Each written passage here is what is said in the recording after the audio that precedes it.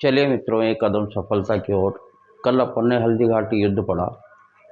अब उसके बारे में अपन थोड़ी सी समीक्षा और विवेचना करते हैं, इतिहासकारों के अनुसार भी और अपने अनुसार भी।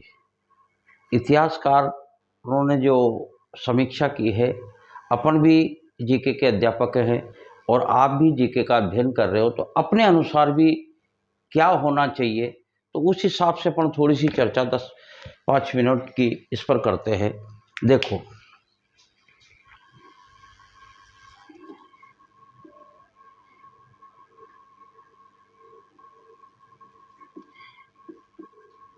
इतिहासकारों के अनुसार हल्दीघाटी युद्ध को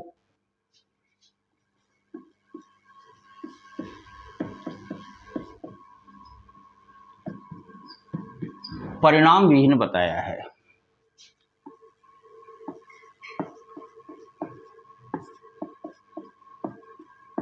अथवा आप ये भी कह सकते हो कि अनिर्णित युद्ध की संज्ञा दी है।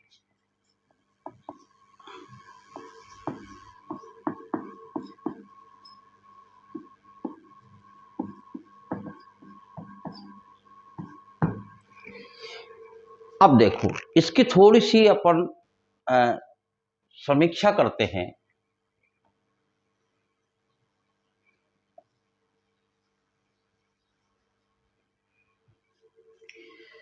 अकबर का उद्देश्य क्या था?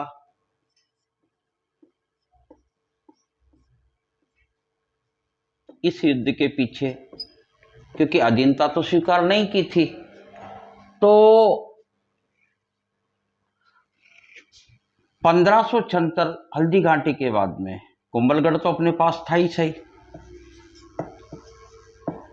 तो महाराणा ने आगे का जो संचालन किया वो कुंभलगढ़ से किया है। अब महाराणा के शासनकाल को अपन दो भागों में बांटते हैं। दो भागों में इस तरीके से बांटते हैं, यानी कि 1572 में राज्याभिषेक, यानी कि 1572 से लेके 1585 तक, तो ये युद्धों में ही उलझे रहे।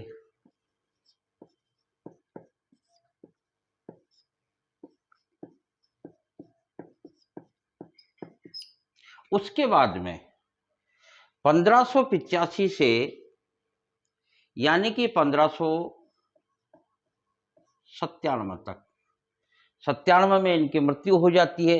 1585 से लेके और 1597 तक का जो काल माना जाता है वो इनका स्वर्ण काल माना जाता है। स्वर्ण काल कैसे माना जाता है उसकी भी थोड़ी सी समीक्षा अपन करेंगे। देखो, अकबर का उद्देश्य क्या था? अकबर का उद्देश्य यह था कि या तो महाराणा प्रताप को पकड़कर लाया जाए और मुगल दरबार में पेश किया जाए, यानी कि हार स्वीकार कैसे की जाए, हार का कारण अपन एक तरीके से पढ़ रहे हैं। तो अपन एनसीईआरटी ने जो हमारी विजय बताई है,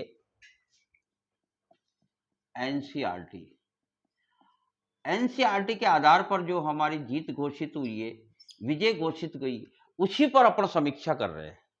देखो, अकबर का उद्देश्य था यानी कि पकड़कर बंदी बनाकर कैसे भी मुगल दरबार में लाना, मुगल दरबार में पेश करना, या फिर राजा मर जाए,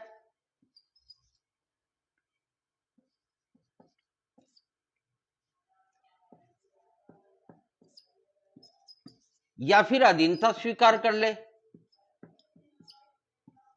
या फिर कोई संधि समझौता हो।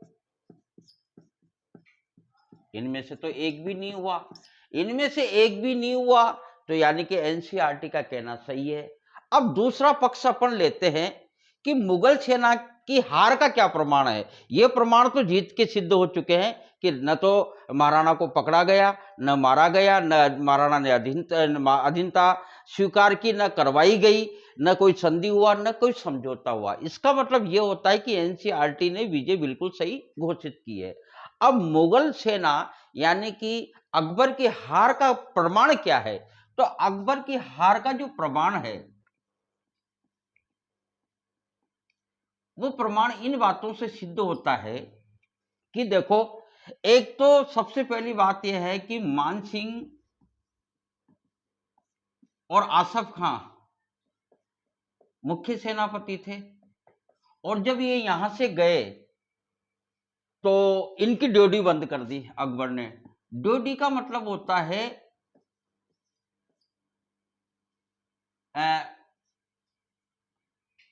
मतलब दरबार में प्रवेश बंद कर दिया इनका, यानी कि ये अकबर के दरबार में नहीं जा सकते थे, यानी कि इनकी 2-4-6 महीने के लिए मान सिंह की और आसफ खां की ड्यूटी बंद कर दी। दूसरा कारण अगर अपन माने तो देखो, जब मुगल सेना जीतती है, अपन पिछले भी पढ़ते आए हैं, मुगल सेना जब भी जीतती है तो जीत के बाद ये जो जश्न मनाते हैं, तो इनका जो जश्न मनाने का जो तरीका है जीत का, तो ये क्या करते थे, जीते हुए क्षेत्रों पर लूटपाट करते थे, वहां के लोगों को मारते थे, और कहने का मतलब उनकी गर्दनें काटते थे, भयंकर खतरनाक तरीके से ये मतलब उसको लूटपाट करते थे। तो ऐसा लूटपाट इन्होंने नहीं की, अथवा तो ये मान के चलिए कि मानसिंह ने नहीं होने दी, तो किसी भी तरीके से यानी कि लूटपाट भी नहीं हुई।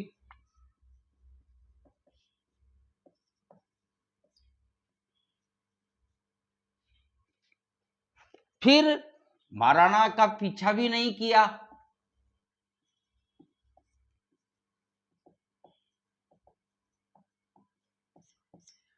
भाई अगर ये चाहते तो महाराणा का पीछा कर सकते थे, लेकिन नहीं किया।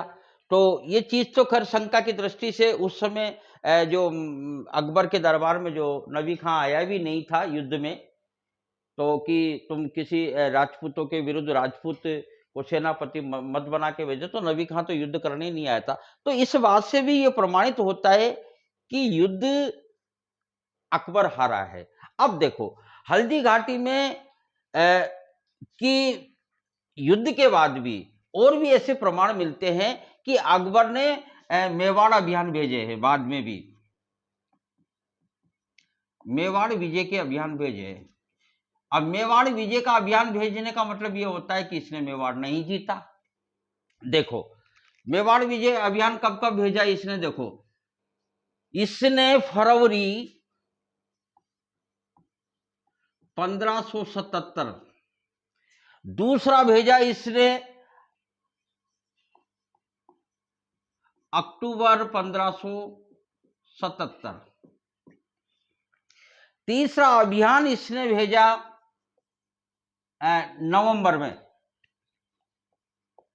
नवंबर 1589।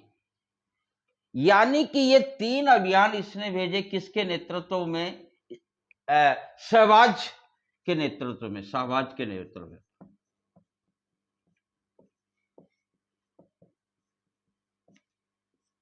इससे यह भी साबित होता है कि मेवाड़ को ये पूर्णतया युद्ध हुआ पर जीत नहीं पाया। चौथा अभियान इसने फिर भेजा किसके नेतृत्व में, 1580 में। 1580 में इसने जो भेजा है अकबर ने, वो अब्दुल रहीम खाना खान के, अब्दुल रहीम पूरा नाम तो यही है, खाना खान भी लिख सकते हो आप, खाना खान के नेतृत्व में भेजा था। पूरे परिवार सहित गया था।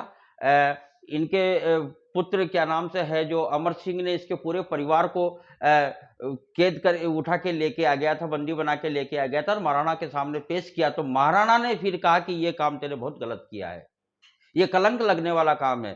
तो अब्दुल रहीम खाना खान के बच्चों बीवी सहित पूरी इज्जत के साथ में महाराणा ने उसके खेमे में भेजा थे। तो इससे भी ये साबित होता है कि ये मेवाड़ को नहीं जीत पाया। अंतिम 5वां लास्ट आमेर के राजा हैं, क्या नाम से है, जो भारमल, और भारमल का पुत्र है जगन्नाथ कछवा। जगन्नाथ कछवा इसको भेजा, ये भी असफल रहा और अंत में मांडलगढ़ में इसकी मृत्यु हो गई।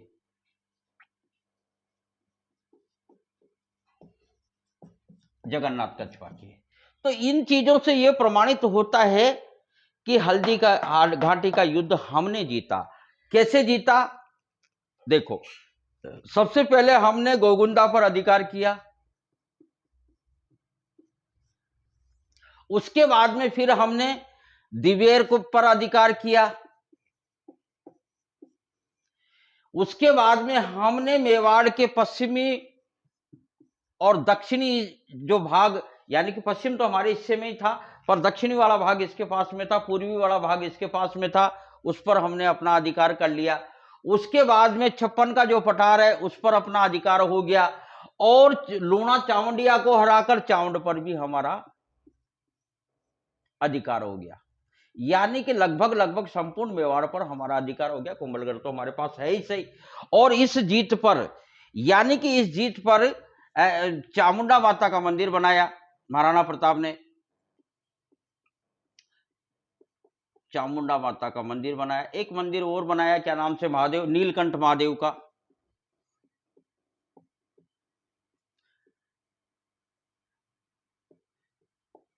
इससे भी यह साबित होता है कि हमारी जीत हुई है। अब देखो, इसके बाद में महाराणा प्रताप, इस तरीके से कहने का मतलब, इसे जीत का और हार का कारण में एक तरीके से अपन एक समीक्षा कर रहे हैं, एक विवेचना कर रहे हैं अपने स्तर पर, जो एनसीईआरटी ने विजय घोषित की है। उसके बाद में जब चामुंड पर लूणा चामुंडिया को हराकर चामुंड पर अधिकार कर दिया, यानी कि 1500 इसके बाद में, हल्दी घाटी के युद्ध के बाद में, हल्दी घाटी के युद्ध के बाद में 28 वर्ष तक, महाराणा की मृत्यु तक, महाराणा की मृत्यु होती है 1597 में, 28 वर्षों तक चामुंड हमारी राजधानी रही है। वैसे जिस समय हम युद्ध में से गए हल्दी घाटी के बाद में अपन ने अस्थायी राजधानी आवरगढ़ बनाई है, ये आप थोड़ा सा ध्यान रख लेना। फिर पिछले, उसके बाद में जो शासन किया है महाराणा ने, 28 वर्षों तक चामुंड को राजधानी बनाया।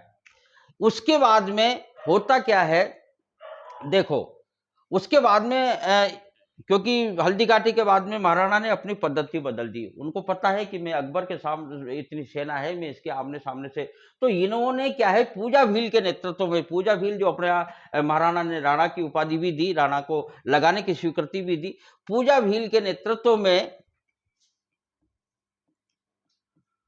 पूजा भील के नेतृत्व में छापामार युद्ध पद्धति और गुरिल्ला युद्ध पद्धति अपनाई, और इसी से ही ये सारा अपने अधिकार में लिया। ये चीज भी आपको ध्यान रखनी पड़ेगी। वैसे छापामार गुरिल्ला पद्धति का जनक जो पूजा भील ही माना जाता है। ऐसे छोटी छोटी चीजें पूछ ली जाती है तो बड़ी। अब देखो आप, अंत में 1597 में क्या होता है, 1597 में जब चामुंड हमारी राजधानी थी, उस समय क्या होता है कि धनुष पर प्रत्यंचा चढ़ाते हुए, धनुष की प्रत्यंचा, प्रत्यंचा का मतलब ये होता है, ये धनुष होता है तो इस तरीके से डोरी बांधी जाती है। तो उस, जब डोरी बांध रहे थे तो हो सकता है डोरी ज्यादा तन गई हो, और इस तरीके से धनुष टूटकर छाती पे लगने की वजह से, उस चोट की वजह से, कहने का मतलब महाराणा की मृत्यु हो जाती है। मृत्यु के बाद में चावंड से 11 मील की दूरी पर एक स्थान, एक गांव है बाडोली। बाडोली गांव में इनका दाह संस्कार होता है, और खेजड़ बांध है पास में,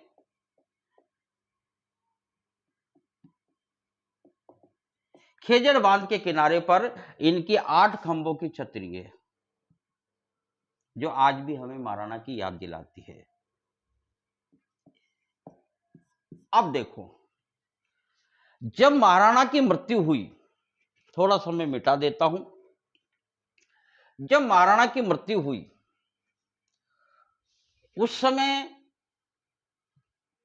महाराणा की मृत्यु कब हुई? 1597 में।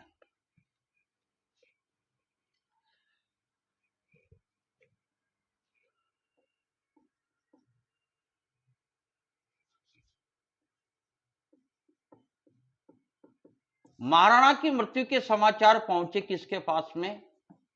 अकबर के पास में। तो कहा जाता है कि अकबर के हाथ में से लोटा छूट गया, लोटा पानी के लिए लोटा था, वो लोटा छूट गया। वहां अकबर के दरबार में एक कवि थे दुर्साहड़ा, इसको विस्तार से अपन पढ़ेंगे। दुर्साहड़ा सेनापति भी है और बहुत सारी चीजें दुर्साहड़ा की बताई जाती है, अपन इसको आगे पढ़ लेंगे। थोड़ा सा जब पृथ्वीराज राठौड़ पढ़ेंगे मेवाड़ में, अगला टॉपिक हमारा राठौड़ वंश का ही रहेगा, तो उसमें अपन इसको विस्तार से पढ़ लेंगे। महाराणा की मृत्यु हुई तो अकबर के, मतलब यूं कहो कि अकबर ने दांतों तले जीभ दबा ली, और जीभ दबाकर, और एक दुर्साहड़ा ने वहां पर एक दोहा कहा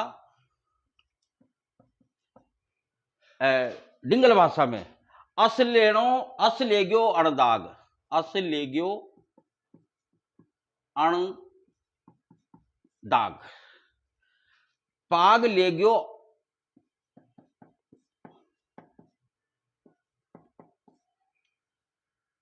अणनामी। ये एक दोहा है, पूरा दोहा तो नहीं है, डिंगल भाषा में है। तो ऐसा कहा कि दांतों तले जीभ दबाकर, और अकबर के आंख में आंसू टपक आए कि अब मुझे मतलब अब ऐसा कोई शूरवीर नहीं है जिससे मैं युद्ध कर सकूं। और दूसरी बात यह है कि इस दोहे का अर्थ यह होता है कि महाराणा, न तो तेने कभी अपनी पगड़ी झुकने दी, न तेने कभी अपना घोड़ा दगवाया। घोड़ा दगवाने का मतलब ये होता है युद्ध के बाद में ये क्या करते हैं, जो दूसरी जो सेना होती है उस सेना के घोड़े के हाथियों को ले जाते हैं और उस पर मोहर लगा देते हैं मुगल की। जैसे मान लीजिए आप लोन लोगे बकरियों का, भैंसों का, तो सरकारी मोहर लगती है उनके कानों पर कि भाई ये लोन की भैंस है, लोन की बकरियां हैं, या लोन की चीज है। तो ऐसे ही क्या है, मुगल क्या करते थे कि उनके घोड़ों पर, हाथियों पर, जो भी उनके ये होते थे उन पर मोहर लगा देते थे मुगलों की। तो यानी कि तेने न तो तेने घोड़े को दगवाया, न ही तेने पगड़ी को झुकने दिया। इस तरीके से कहने का मतलब इसके बारे में कहा जाता है। अब आती है इतिहासकारों के अनुसार। इतिहासकारों के अनुसार मैंने बताई दिया है कि हल्दी घाटी के युद्ध को परिणाम विहीन और अनिर्णित युद्ध की संज्ञा दिए। तो एनसीईआरटी ने जो विजय घोषित की उस पर अपन ने थोड़ी सी समीक्षा और विवेचना की है। अब देखो, कर्नल जेम्स टोड,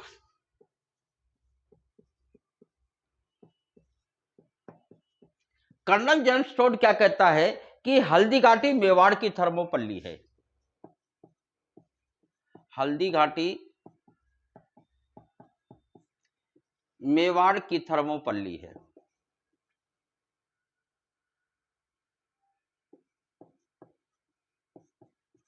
और दिवेर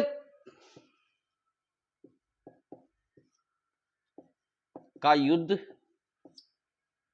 दिवेर का युद्ध मेवाड़ का मैराथन है। मेवाड़ का मैराथन है। इस तरीके से कहने का मतलब अपन ने हल्दी घाटी युद्ध की थोड़ी सी विवेचना और समीक्षा की है। आज हमारा मेवाड़ का टॉपिक महाराणा से कंप्लीट होता है। बाकी मेवाड़ की जो वंशावलियां है वो सब अपन ने झीलों में पढ़ लिए है, और जैसे फतेह सागर झील में महाराणा फतेह सिंह को पढ़ लिया है, और जगत सिंह को पढ़ लिया है, कर्ण सिंह को पढ़ लिया है, इधर से क्या जय सिंह, राज सिंह को पढ़ लिया है। तो ये झीलों में अपन ने पढ़ लिया है। अगला जो हमारा टॉपिक रहेगा वो रहेगा राठौड़ वंश मारवाड़ पे अपन चलेंगे।